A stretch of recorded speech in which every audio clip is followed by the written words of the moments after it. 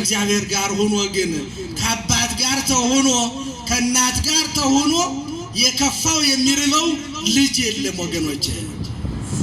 እናት ባክና ተንከራታ እሷ ሳትበላ ልጇን ታበላለች። አባት ደክሞ ለፍቶ ወጥቶ ወርዶ ማንነቱን ትቶ ረስቶ ልጆቹን ያጠግባል። እንዳይርብበት ይለፋል ይደክማል። ከዚህ በላይ ደግሞ እግዚአብሔር ለኔና ለናንተ የተቀበለውን መከራ ይዩት። አባትም አያደርገውም እናትም አታደርገውም። ያ ሁሉ የደረሰበት መከራ ስለኔና ስለናንተ አንድም ኃጢአት በደል ሳይኖርበት ለኔና ለናንተ ሲል ነው በቀራንዮ አደባባይ እንደ ብራና ተወጥሮ ራቁቱን የዋለው። በዚህ ሁሉ ፍቅሩን ገልጾልናል ለኔና ለናንተ። ምን ያላደረገልናል? ምን ያልዋለልን ውለታ አለ እሱ። ውለታውን እንዳንረሳ እህቶቻችን ወንድሞቻችን ባካችሁ አትንከራተቱ፣ ቦታ አትቀያይሩ። እንደ ፋሽን እምነት አትለዋውጡ። ባላችሁበት ሆናችሁ ጠብቁት እግዚአብሔርን። ምን ይላል ነቢዩ ሙሴ ሀደጎ ለእግዚአብሔር ዘወለደከ ወረሳይኮ ለእግዚአብሔር ዘሐፀነከ ይላል። የወለደህን እግዚአብሔርን ረሳኸው፣ ያሳደገህን እግዚአብሔርን ተውከው ይላል። ይወቅሳል በዘዳግም ምዕራፍ 33 ላይ አንብቡት። ያሳደገህን እግዚአብሔርን ተውከው፣ የወለደህን እግዚአብሔርን ረሳኸው ይላል። እና መርሳት መዘንጋት የለብንም እህቶቻችን ወንድሞች፣ ከሱ መለየት የለብንም። እና ቅዱስ ጴጥሮስ ደጋግሞ 3 ጊዜ ካደው። አላውቀውም አለ፣ ፈራ። እንደሱ የሚገርፉት መሰለው። በሱ ላይ የደረሰው መከራ በሱም ላይ የሚደርስ መሰለውና ፈራ። 3 ጊዜ እንደካደው ዶሮ ወዲያውኑ ጮኸ። ጴጥሮስ ስቅስቅ ብሎ አለቀሰ። የአዳም እንባ፣ የቅዱስ ጴጥሮስ እንባ፣ የንጉሥ ዳዊት እንባ አንድ ነው። እንደ ክረምት ጎርፍ ነው ሐዋርያው ቅዱስ ጴጥሮስ ያፈሰሰው። መድኃኔ ዓለም ኢየሱስ ክርስቶስ ጴጥሮስ ሲክድ ዶሮው ሲጮህ መድኃኔ ዓለም ኢየሱስ ክርስቶስ ዘወር ብሎ ሲያየው አንድ ሆነ። ያየናል እህቶቻችን ወንድሞቻችን፣ ያየናል። እግዚአብሔር ይመለከታል። ኃጢአት ስንሰራ በደል ስንበድል ከቤቱ ስንርቅ እግዚአብሔር ያያል። እያየ ግን እግዚአብሔር ቸር ስለሆነ እግዚኦ መኑ ከማከ አለ። አቤቱ እንዳንተ ቸር ማን ነው? ማን አለ? ማንም የለም እኮ። እኔና እናንተን አሁን አክብሮ ኃጢአታችንን ሰውሮ ማንነታችንን ደብቆ እኩል አድርጎ በዚህ የተቀደሰው አውደ ምሕረት ቁጭ አድርጎ የሚያስተምረን እኮ ቸር ስለሆነ ነው። ብዙዎቻችን እኮ ንስሐ ያልገባ ነው ያስቀየም ነው ያሳዘን ነው እኮ እንደ ሰውኛው ቢሆን ከበር እንመለስ ነበር ወገኖች። ይህን ያደረገ የሰራዊት ጌታ እግዚአብሔር አምላካችን ስሙ የተመሰገነ ይሁን። ሰቅሰቅ ብሎ አለቀሰ። እናልቅስ እናንባ።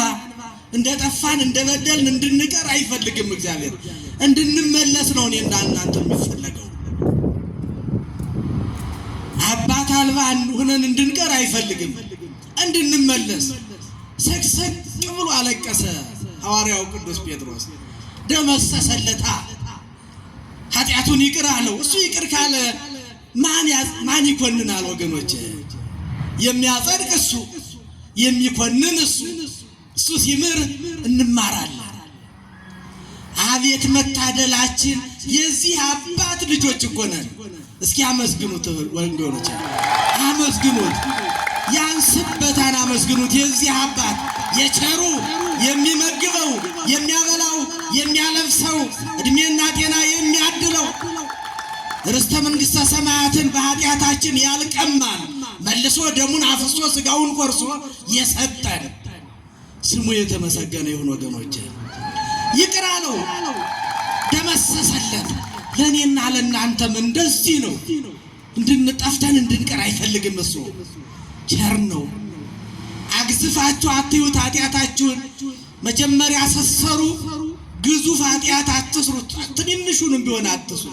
ከቻላችሁ ጊዜ የማይጥለው ሰው ሆኖ የማያጠፋ እንጨት ሆኖ የማይጤስ የለም ብሎ ነው መድኃኔ ዓለም ኢየሱስ ክርስቶስ በዚያ ዓለም ለሥጋዊ በሽታችን መድኃኒት እንደሚያስፈልገን አውቆ በሐኪሞቻችን ጥበብን ሰጥቶ ሕማመ ሥጋችንን በእንክብሉ በመርፌው እንደሚፈውሰን የነፍስ ቁስላችን ደግሞ በንስሐ ካህናት አባቶቻችንን በየበራችን እየመጡ ወለተ ማርያም ምን አጥፍተሻል? ገብረ ማርያም ምን አጥፍተሃል? አይቼ አላውቅም፣ ከቤተ ክርስቲያን ርቀሃል፣ ምን ሆነ ነው? እስኪ ነይ እስኪ ና ብሎ የሚያማክር እንደ ዶክተሩ ጋር ስትሄዱ እኮ እናቶቻችን አባቶቻችን ለዶክተር የማያየው አለ እንዴ? አለ? ታመሜ ብላችሁ ሄዳችሁ ዶክተር ሳያያችሁ ምንሽን ነው የሚያምሽ ብሎ ሳያያችሁ የምትመለሱ አላችሁ? አፍራችሁ እስኪ ተናገሩ። አላችሁ? አትመለሱም፣ እርግጠኛ ነኝ። ያን ሁሉንም ለካህን ደግሞ የሚሰወር ኃጢአት የለም። ካህን ሁሉን ኃጢአት ያያል፣ ከእግዚአብሔር ጋር ያገናኛል። ለካህኑ ነግራችሁ ኃጢአታችሁን ገልጻችሁ ከእግዚአብሔር ጋር እንድትሆኑ የሰራዊት ጌታ እግዚአብሔር አምላካችን ይፍቀድልን። ይቅር አለው ቅዱስ ጴጥሮስን። ውስጡን ተመለከተ፣ እንባውን አየ፣ ይቅር አለው። ከዚህ በኋላ ነው ታዲያ መድኃኔ ዓለም ኢየሱስ ክርስቶስ በትንሣኤ ሙታን ከተነሳ በኋላ ሐዋርያው ቅዱስ ጴጥሮስ አሳ ላጠምድ እሄዳለሁ አለ። ደቀ መዛሙርቱ ደግሞ ከሱ ጋር ተነሱ።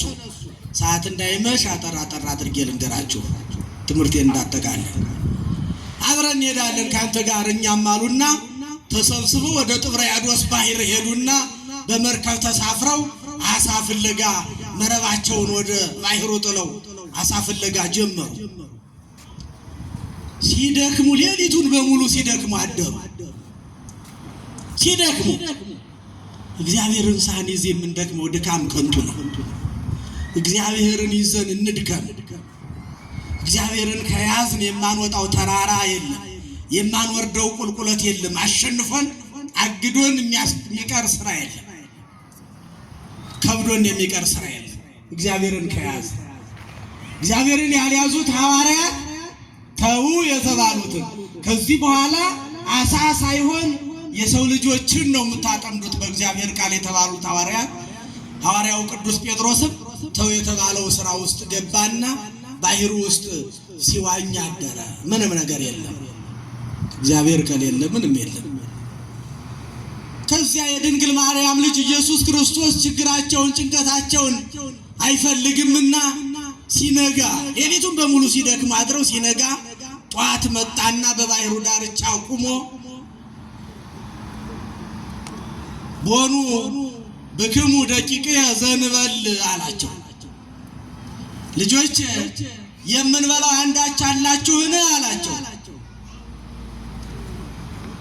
የምንበላው አንዳች ነገር አላችሁን አላቸው።